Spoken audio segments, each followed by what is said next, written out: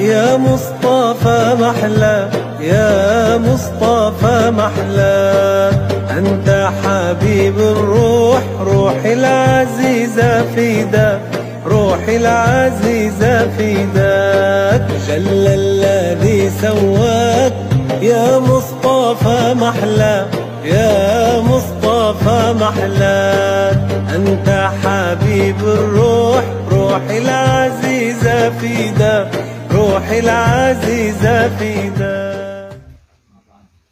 الباب السابع. قال رضي الله عنه ونفعنا به وبعلومه في الدارين آمين يا رب العالمين. الباب السابع في كيفية الرياضات. قال الله تعالى ونفس وما سواها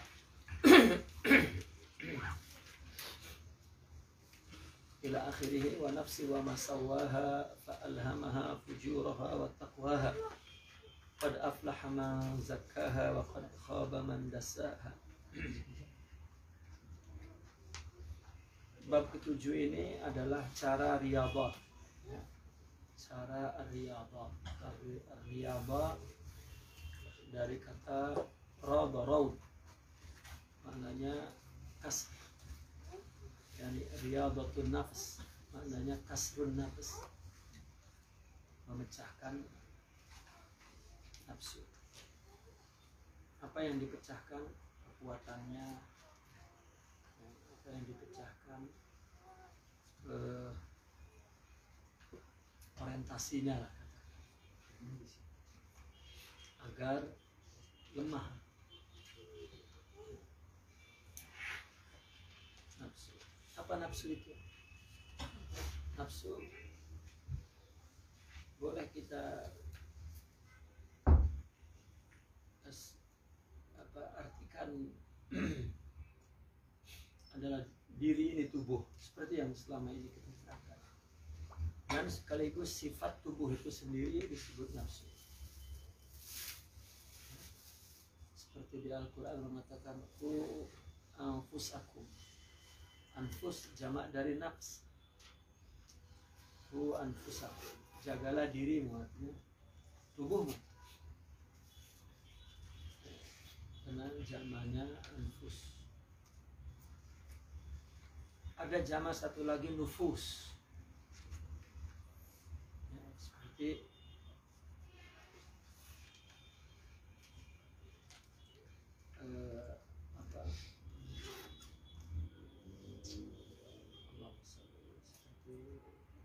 tazkiyatun nufus.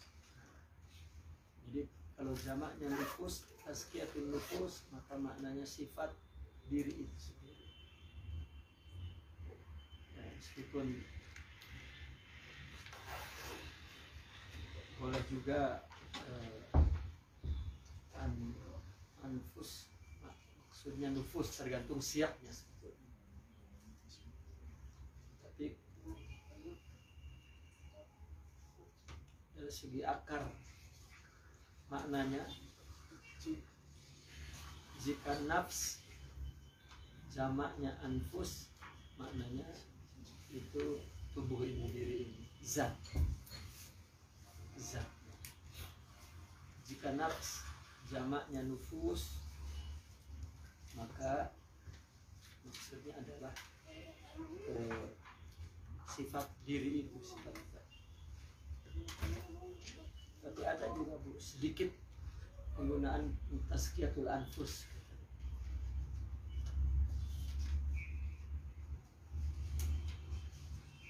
memerangi nafsu, memerangi diri. Sama saja apa disebut apa sifatnya atau disebut zatnya, sama saja.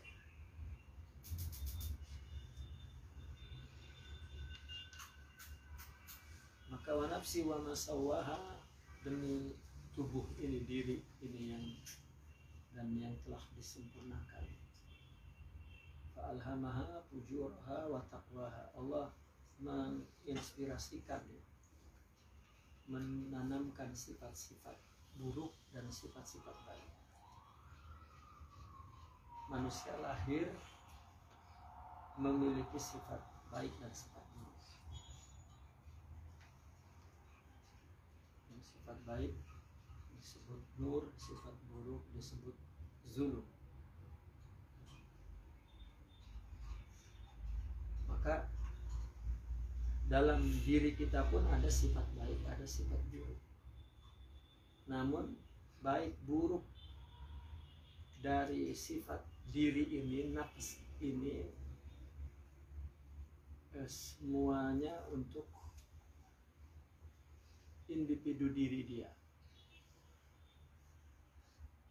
Itu yang sebelum ini saya terangkan, bahwa apa yang Allah ciptakan semuanya baik, meskipun iblis dan nafsu. Allah tak ciptakan sesuatu yang tak berguna, tak baik. Semuanya baik. Namun ada yang disebut rahmat, ada yang disebut hikmah. Artinya kenapa Allah ciptakan yang kemudian Allah sebut juga ini tak baik? Maka penciptaan yang Allah sebut ini tak baik, maknanya hikmah.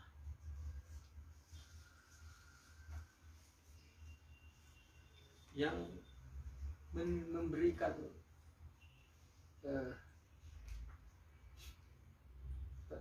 pernyataan baik buruk Allah juga dalam syariat.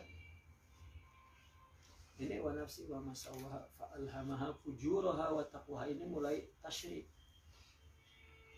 Kan dua-duanya Allah lah yang sawaha. Di dalam diri ini Allah sempurnakan, samakan, penuhkan dua potensi ini yang Allah sebut baik buruk, fujur wa taqwa. Kalau kita ada dua unsur, jasad dan ruh, maka dua-dua unsur ini masing-masing mempunyai sifat baik buruk. Kalau diri ini baik buruknya adalah yang disebut tabi'i, anani, individual. Yang enakin kita baik, yang enggak enakin kita buruk. Kalau tanpa syariat, maka baik buruk atas dasar tabiat itu. Seluruh orang kafir mungkin baik buruk berdasarkan pertimbangan akal atas tuntutan tabiat itu. Saya berbuat baik karena saya tidak mau orang berbuat buruk kepada saya, karena saya ingin orang berbuat baik kepada saya. Maka disusunlah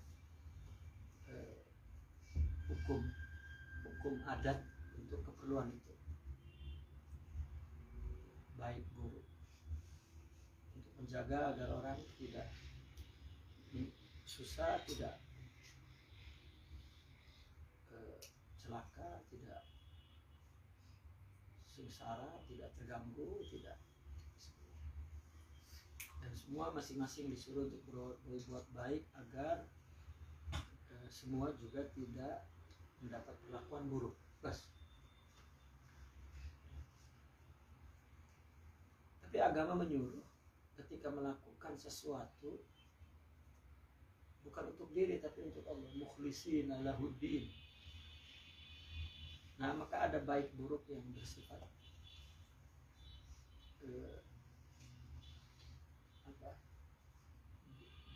Rabbani, dini, bukan bersifat tabi'i, kauni, tapi bersifat Rabbani. Kalau tubuh diciptakan memang terus sempurna dan sifatnya pun terus jadi, bersamaan dengan pertumbuhan fisik ini, perkembangan fisik ini, maka terus semakin sempurnalah sifat baik buruk.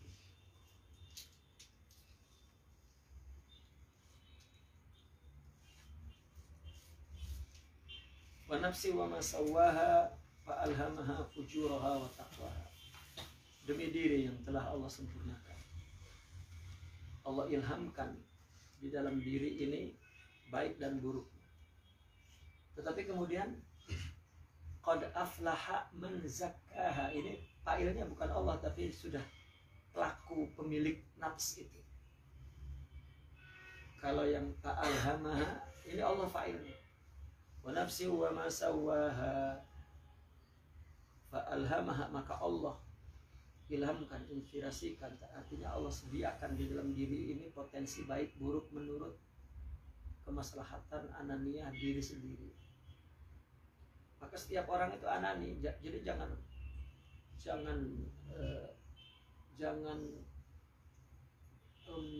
mengingkari ananiyah setiap orang, karena memang itu kudrat, itu diciptakan oleh Allah begitu. Setiap orang dengan dirinya sendiri meskipun salah. Maka jangan untuk membuat orang itu mengaku salah, jangan ditodong dengan senjata dan diperintahkan salah kamu. Jangan. Pengakuan salah itu nanti apabila ada rohaninya, ada akhlaknya, baru dia minta maaf kepada Allah, istighfar, minta maaf kepada orang. Kalau tidak ada rohaninya, tidak ada. Karena apa yang dia lakukan kudrat dari Allah sudah. Fa'alhamaha fujuraha wa taqwaha. Tapi Allah turunkan syariat. Qad aflaha, beruntunglah di dunia dan di akhirat, man zakkaha, orang yang mensucikan diri, yang di dalam diri itu ada sifat baik dan buruk. Wa qad khaba man dassaha, dan rugilah orang yang mengotorinya. Dengan apa kita mensucikan diri? Dengan apa kita mengotori diri? Mensucikan diri dengan melaksanakan syariah. Mengotorinya dengan melanggar syariah. Selanjutnya di Al-Quran nanti orang yang melanggar syariah itu adalah orang yang zalim kepada dirinya sendiri.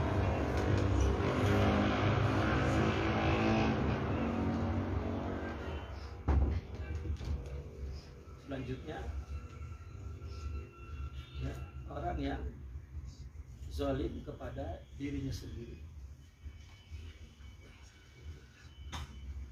Itu zalim kepada dirinya sendiri itu apa sebetulnya? Apakah karena dia melanggar syariah? Ya, mula-mula itu bagi pemula. Tapi bagi orang yang makin tinggi ma'rifatnya, zalim kepada diri sendiri apabila dia melaksanakan agama ini untuk diri sendiri, itu zalim juga.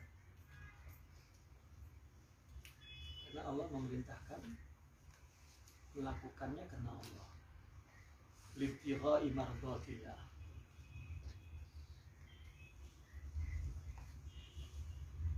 Nah, maka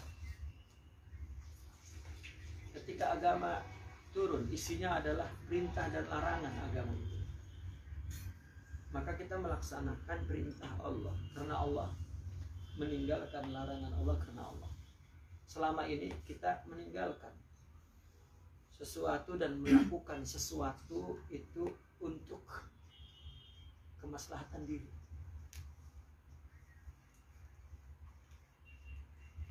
Nah, maka diri ini mesti dilawan agar tidak melakukan kebaikan apapun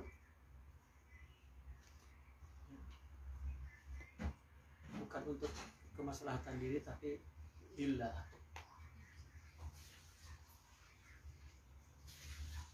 Nah, disinilah tasawuf. Kenapa lillah? Karena qad aflaha man zakkaha, untuk mensucikan diri.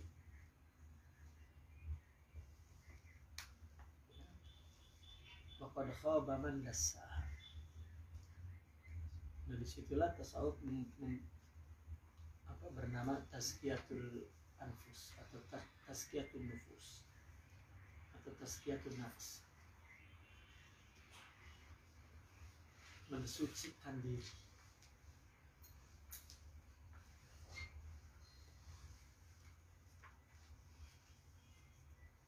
Al-wusul ilal maqamat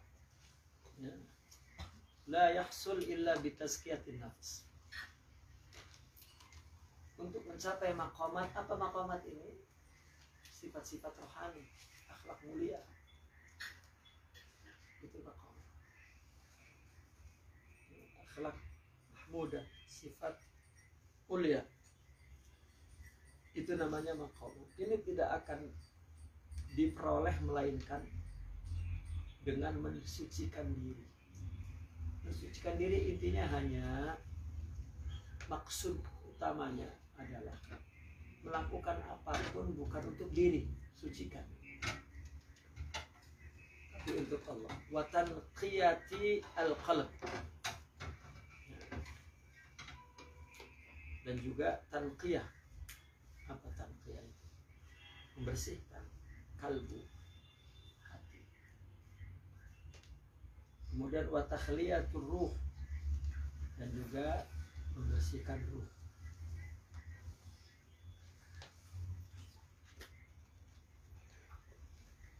Wal maksud bidzat, maksud yang sebenarnya takhliyatur ruh itu adalah takhliyatur ruh.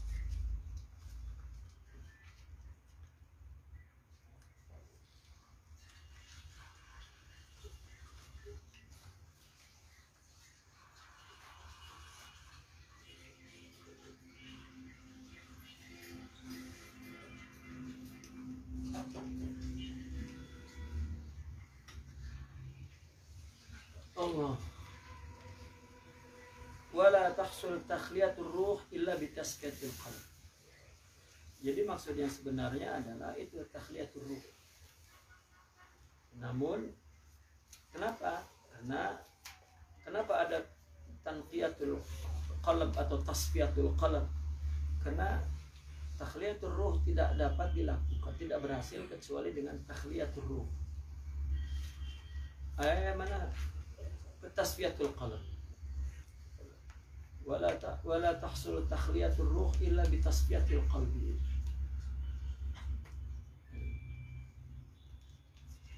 Li'annahu man istaghala bitaskiyatin nafs la tahsul taskiyatuha bitamam wal kamal fi muddatin tawilah. Wa man istaghala bitasfiyatil qalbi maka tahsul taskiyatuha fi muddatin qalilah. Orang yang sibuk dengan mensucikan diri itu tidak berhasil disucikan dengan sempurna dalam waktu panjang. Dan orang yang sibuk dengan membersihkan, menjernihkan hati, maka nantinya terjadi berhasil disucikannya dalam waktu yang singkat. Ini berbicara ini adalah berbicara konsep ya, manhaj tarbiyah. Al-Imam Ibn Arabi ini murid dari Syekh Abu Madian al-Ghaus. Abu Madian al-Ghaus ini pun disebut al-Ghaus setelah Sidi Abdul Qadir al-Jilani. Disebut kutub. Setiap kutub membawa pembaharuan. Sidi Abu Madian mendidik beberapa murid utamanya, yaitu Sidi Ibn menjaga panca indera.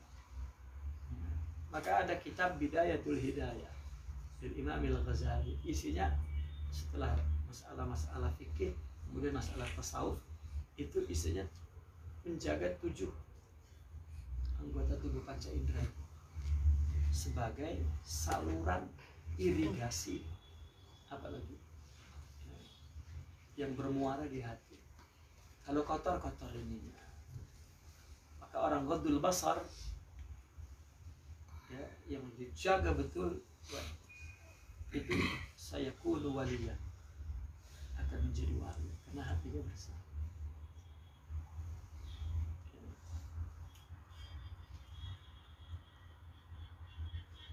Itu upaya untuk tasfiyah. Tasfiyah seperti itu. Dia menjaga pikiran, menjaga telinga, menjaga mulut, menjaga mata. Nah, mulut tidak bicara kecuali baik.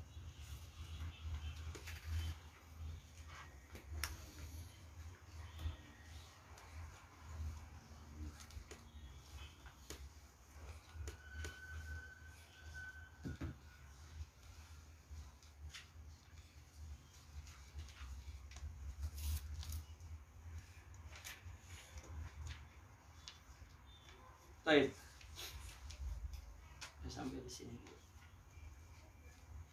Saya cuma ingin menjelaskan sedikit tentang manhaj penulisannya. Kenapa Imam Ibn Arabi di bab ke-7 baru dia bicara riyadhah? Ya. Di sebelum-sebelumnya itu bicara maqamat. Padahal maqamat itu muncul karena riyadhah. Seolah-olah beliau bicara samara dulu, baru kemudian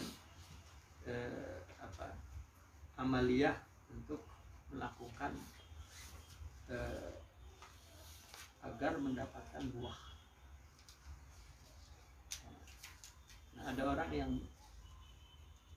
penulisan buku yang ditulis adalah prosesnya dulu, baru hasilnya. Tapi beliau hasilnya dulu, baru proses. Seolah-olah orang dapat bertobat, tobat itu susah. Orang sebelum bertobat, ya, dia mesti menjaga indera dulu, menjaga tazkiyah dulu, baru bertobat. Ada perubahan manhajnya. Kalau kita baca buku-buku di dalam tarekat di abad-abad pertama, kedua, ketiga, seorang yang ingin bertemu dengan guru, dia sendiri sudah berusaha untuk tazkiyatun nafs, agar sampai ke guru langsung tahalli, langsung mewarisi kerohanian. Zaman sekarang buluk-buluk terus masuk aja, tahu buluk-buluk, kotor-kotor hatinya terus masuk saja. Bahkan dulu mendengar cerita dari guru kami dulu, ada orang minta baiat paksa. Saya mau bilang kapan sekarang saya nggak bisa. Wah, kalau besok ditunda saya nggak bisa. Wih, kayak bisnis aja. Ya, seperti bisnis aja. Transaksi pasti sekarang, kalau nggak batal. Setelah itu dia mengatakan akhir zaman.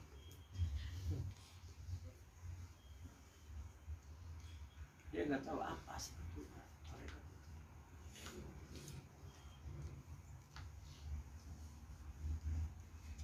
Orang dulu datang ke tiba-tiba minta diterima sebagai guru, mereka menjawab, mereka menyuruh sahih akidah, perbaiki akidah, kemudian bersihkan dulu nafsu. Jadi ya mungkin begitu abad demi abad nggak ada lagi orang yang masuk ke madrasah itu, maka sudahlah oleh Sidi Abdul Qadir Al-Jilani, beliaulah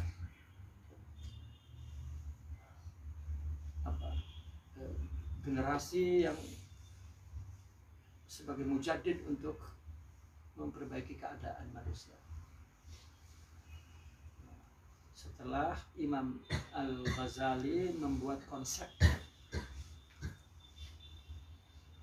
maka Sidi Abdul Qadir Al-Jilani melihat konsep yang ditulis oleh Syekh Imam Al-Ghazali dalam Ihya Ulumuddin, baru dipraktikalkan. Dia sebagai praktisi, dipraktikkan, baru diseru orang dan dimasukkan ke dalam madrasah tarbiyah, ya, untuk menjaga hawasnya, untuk memberikan qudwahnya, untuk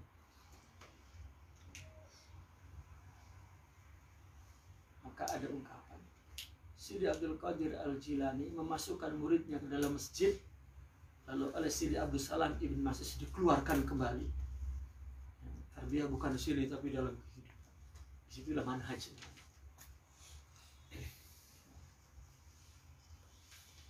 Dan terus dilanjutkan oleh Sidi Abdul Hasan Syazili. Syekh Abdul Qadir Al-Jilani di Baghdad, Sidi Abdul Salam ditonjah di Maghrib. Ketika ibunya melahirkan, Sidi Abdul Qadir maksus datang menziarahi kelahiran ibu daripada Sidi Abdul Salam. untuk apa? Sekedar untuk memberitahu ibunya, pelihara anak. Dari anak ini akan lahir 3 kutub. Kalau dari dia lahir 3 kutub, dia apa? Qutbul Aqtab. Sudah, itu aja. Ucap mabruk, pulang lagi ke Baghdad. Lalu menjadi muridnya, yaitu Sidi Abu Madan al-Ghaus, Sidi Abdul Salam. Siapa kutub yang dimaksud? Pertama Sidi Abdul Hasan Syazili, kedua Sidi Ahmad Badawi, tonton. Yang ketiga Ibrahim Ad-Dasuki, lahir dari Sidi Abdul Salam Ibn Masus. Dan 3 muridnya. Tarekat dinamakan 3. Nama tarekat dari 3 orang. Tapi yang membawa manhaj Sidi Abdul Salam, Sidi Abdul Hasan Syazili.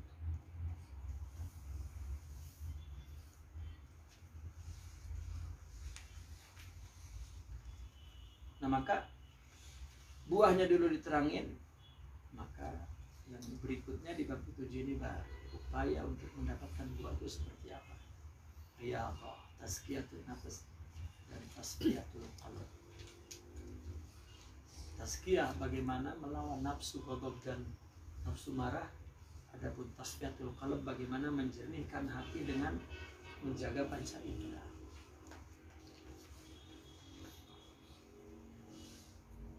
Nah, maka jika orang masuk kepada manhaj tasfiyah, maka tidak bicara buruk, tidak melihat buruk, tidak mendengar buruk,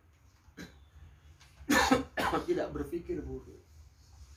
Selalu kita diarahkan untuk, kalau kamu melihat buruk, itu buruk dari kamu, selalu begitu arahannya. Ya, karena orang itu adalah orang lain, cerminmu. Kamu senyum berdiri di cermin, lalu gambar yang muncul di dalam cermin itu senyum, itu karena kamu senyum. Kalau ada orang berbuat salah kepadamu, berarti Allah ingin menghapuskan kesalahan itu. Selalu yang dijaga adalah safaul qalb, agar jernih nih.